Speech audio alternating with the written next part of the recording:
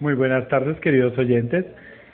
En esta tarde vamos a hacer un diálogo muy importante sobre la investigación-acción en el campo de la docencia.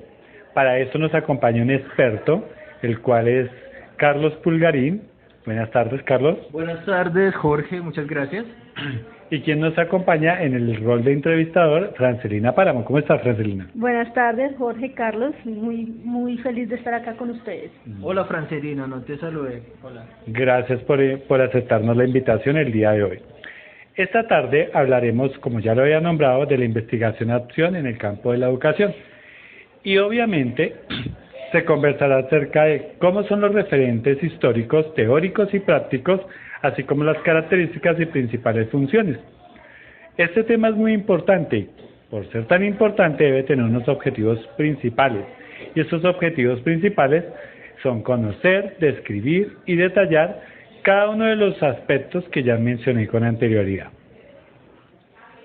Adicionalmente a este tema encontramos que esta entrevista estará fundada a partir de unas lecturas de investigación acerca de la docencia a través de la investigación-acción, escrito por Vazuela. También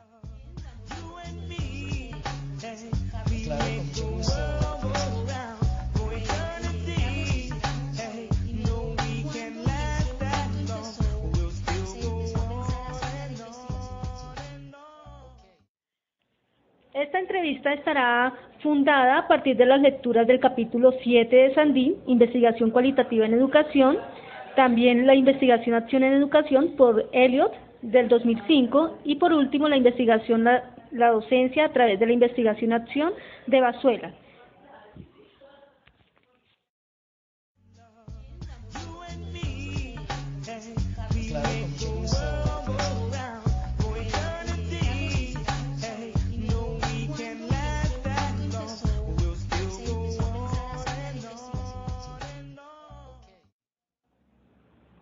Muy bien, entonces para dar continuidad, queremos empezar entrando en materia con el experto temático Carlos Pulgarín, y para ello quisiera que nos pudiera usted contar cuándo y quién empezó a pensar en la investigación-acción. Gracias, Francelina. Sí, pues le comento aquí a los oyentes y a todos los que estamos presentes aquí. Fue Kurt Lewin en los años 40 en Estados Unidos quien empieza con esta definición de la investigación-acción. Luego encontramos más adelante, en los años 70, en Gran Bretaña, trabajos de Lawrence Stenhouse y John Elliot. Ellos también pues trabajan esa definición de investigación. Qué bien, encontramos que este tipo de investigación no es algo nuevo, ya lleva bastante tiempo, pero no hemos escuchado mucho de sus características. Por ejemplo, ¿usted nos podría mencionar algunas de ellas? Sí, bueno, como tú dices, pues tiene unas características, estas características digamos que son muy particulares. Tenemos en este tipo de investigación, la investigación se centra en las acciones humanas que suceden en las escuelas, en las situaciones sociales experimentadas por los profesores. También, pues, lo que hace este tipo de investigación es explicar lo que sucede y en este medio social, en este medio académico. Igualmente, lo que quiere es interpretar lo que ocurre en el medio, en las situaciones, en los fenómenos sociales, al igual que considera el punto de vista de los participantes, describe y explica lo que sucede pues a través, con un lenguaje sencillo, eso sí, pues a través de la mirada de los participantes o de incluir a los participantes en la reflexión de las situaciones. Qué bien, vemos que los participantes en este tipo de investigación realmente tienen un papel importante. Entonces, el investigador debe contar con unos principios éticos para desarrollar este tipo de investigación, ¿cierto? Sí, obviamente, como en cualquier otra situación profesional, encontramos pues unos principios. En este caso, vemos que los principios están orientados a ser abierto, en primera medida, ser abierto a las sugerencias, pues que vengan de todas las partes y de todos los participantes, no solo oír la voz del entrevistador, sino de todas las partes. También tenemos que pues hay un derecho a los datos que se recolectan por parte de los profesores, de los estudiantes. Todos podemos observarlos, todos podemos tener acceso a estos datos. Y pues también tenemos el derecho al anonimato, o sea que las investigaciones, lo que se dice, todo lo que todos los participantes contribuyen, son anónimos, y pues no tenemos derecho como investigadores a revelar sus nombres, a menos que ellos pues nos lo permitan. Así lo autoricen. Qué bien. Pues bien, hasta el momento hemos hablado acerca de las características de este tipo de investigación y un poco su referente histórico, así como los principios éticos. Pero quisiéramos saber también qué finalidad tiene la investigación-acción. Bueno, hay varias su finalidad, pues son varias las finalidades. Pues tenemos que, en cuanto a la formación profesional, tiene la finalidad de generar actitudes críticas y de renovación profesional, donde se favorece el cambio y la transformación de las acciones educativas, y hay una participación más activa y una modificación del entorno por parte de los profesores, de los estudiantes y de todos los agentes que están inmiscuidos en este tipo de investigación.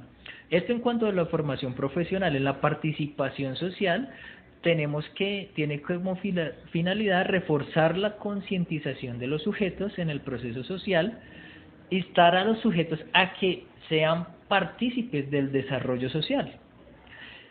Ahora, también tenemos el aspecto formativo, y que busca transformar las actitudes y comportamientos, un aprendizaje activo, una construcción del saber activa, ¿cierto? O sea, que no sea un estudiante pasivo, sino que nos ayude a construir el conocimiento. Finalmente, tenemos unos aspectos cognitivos que tienen como finalidad este tipo de investigación, y es adquisición de conocimientos, adquisición de destrezas intelectuales y desarrollo de habilidades de observación y análisis. Gracias, es un tipo de investigación muy completo, abarca muchos espacios que realmente en otras ocasiones quizás no se ha pensado. Claro, sobre todo en cuanto a la participación de todos los agentes, pues genera otra forma de investigar mucho más interesante. Muy bien, y entonces, hablando de las tipologías, ¿qué modelos básicos modernos podemos encontrar en este tipo de investigación? Sí, claro. Bueno, Francelina, te comento, y Jorge, les comento. Bueno, los tipos de los modelos básicos que tenemos aquí, pues tenemos un modelo técnico que pues se relaciona o consiste principalmente, son aquellos procesos que son guiados por expertos que saben de una materia determinada, en este caso la educativa, para que un diseño de investigación sea ejecutado por técnicos, que serían los profesores, en ese caso. Luego viene otro modelo, que tenemos un modelo práctico, y este modelo práctico, digamos que nos ayuda más y está orientado hacia las instituciones educativas, y que los propios profesores puedan indagar y reflexionar sobre su propia práctica educativa. Finalmente, tenemos el modelo crítico, y este modelo crítico nos permite observar las limitaciones que tienen las instituciones educativas para ejercer cambios en las prácticas. Entonces encontramos tres tipos de modelos: el modelo básico, el modelo técnico. Sí, el modelo técnico. El segundo sería ¿cuál? El modelo crítico. Práctico y crítico. Práctico y crítico, muy bien. ¿Y podría usted regalarnos un ejemplo del modelo técnico, por favor? Claro, en el modelo técnico podemos encontrar, por ejemplo, esos procesos que hacen las secretarías de educación o los ministerios de educación, que tienen el alarde o se alardean de ser expertos en educación, y en el aula, y lo que ellos buscan con sus procesos o sus investigaciones es intentar implementar estrategias para producir competencias en los estudiantes. Por ejemplo, si ellos hacen un estudio de todos los colegios, si hay una debilidad, por ejemplo, en el área de lengua castellana o de matemáticas, ellos implementan un plan de acción y toda una estrategia que generalmente no es la observación del aula, sino que la implementan desde afuera. De alguna forma pues es negativo esto. Eso sería una debilidad de este tipo de investigación entonces. Exactamente, porque no observan al estudiante ni la práctica docente, sino hacen una observación y hacen un diagnóstico y generan una implementación de unas estrategias que no miran el contexto específico. Bueno, Carlos, muchísimas gracias. Para terminar, nos gustaría saber cuál es el proceso que lleva este tipo de investigación. Bueno, el proceso es muy sencillo de entender. Inicialmente vamos a construir un grupo de trabajo. En este grupo de trabajo pues son los investigadores, todas las personas participantes, incluyendo las personas objeto de investigación o los que vamos a investigar. Luego vamos a construir, después del grupo de trabajo, vamos a identificar los problemas que queremos investigar o las necesidades que vemos en la institución educativa o en las instituciones o los centros de interés que queremos cambiar, transformar. Habiendo hecho esto, generamos un diagnóstico de la situación. Y ese diagnóstico lo hacemos con una cierta cantidad de pasos. El primer paso es formular un problema. Vamos a formular el problema de investigación. Ya teniendo este problema, vamos a recoger unos datos que nos permitan interpretar, analizar este problema. Teniendo los datos, vamos a generar unos resultados, unas conclusiones. Y finalmente, lo que hace diferente a este tipo de investigación es que vamos a generar un plan de acción o vamos a construir un plan de acción para darle respuesta a las necesidades que encontremos, a las falencias o a las dificultades que encontremos en nuestra investigación. Este plan de acción lo ejecutamos y al finalizar lo evaluamos y lo podemos transformar para volver a llevarlo a cabo. Por eso es de alguna forma cíclico. Es un proceso bastante organizado y veo que la clave está en la toma de datos. Cuéntenos, ¿cuáles son los instrumentos que se usa para la recolección de estos datos justamente? Bueno, pues sí, digamos que todo el proceso es importante y la toma de datos pues aún más, claro que sí. Tenemos 3 tipos de técnicas que nos ayudan para recolectar datos. Entonces tenemos en primera medida, tenemos las técnicas de observación, donde encontramos las listas de comprobación y las escalas de estimación.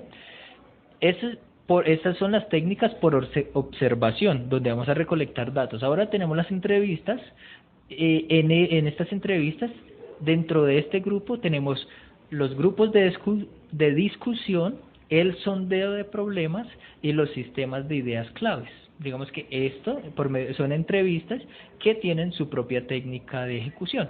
Finalmente, tenemos la documentación recolectada, por ejemplo, las actas, los informes, las circulares, matrices de decisiones, los diarios de campo, los diarios y los indicadores de gestión, que son documentaciones que nos permiten analizar de alguna forma lo que se está haciendo en la escuela.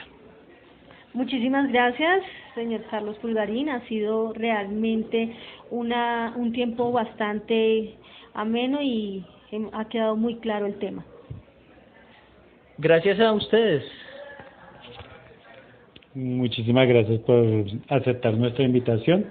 Y para sintetizar o hacer un breve resumen de lo que se trató la entrevista del día de hoy, podemos decir que la investigación-acción es una reflexión práctica que hace el profesional de su quehacer desde una exploración reflexiva basada en el trabajo intelectual, en el análisis de sus experiencias, ya que éste interpreta lo que sucede en el entorno y lo que ocurre desde el punto de vista de quienes actúan o interactúan en una situación problema dentro del aula o fuera de ella. Es en la escuela donde se analizan las acciones humanas y las situaciones sociales experimentadas por los docentes. Podemos decir que la investigación-acción es una ciencia crítica educativa orientada hacia la práctica, la crítica del profesional e investigador. Por otra parte, también podemos decir que la investigación-acción es una charla o diálogo libre desde y dentro de los personajes implicados. Las finalidades es la formación profesional, generar la participación social, generar aspectos tanto cognitivos como formativos, tanto como para los docentes como para los educandos. La investigación-acción también depende de unas fases que son el planteamiento, la revisión global, la revisión específica, planificar las mejoras, la revisión de esas mejoras y por último, planificar esas mejoras con tal de llevar a que el fenómeno sea resuelto en algunos casos. La investigación-acción busca generar conocimientos, mejorar prácticas, proporcionar el cambio social, transformar la realidad, hacer una relación entre lo real y lo posible, no quedarse nomás en especulaciones, y generar una transformación hacia la emancipación del ser humano como profesional y como educando. Gracias, Carlos, gracias, Francelina, por habernos acompañado el día de hoy. Bueno, muchas gracias a ustedes y pues con mucho gusto, cuando quieran. Hasta luego.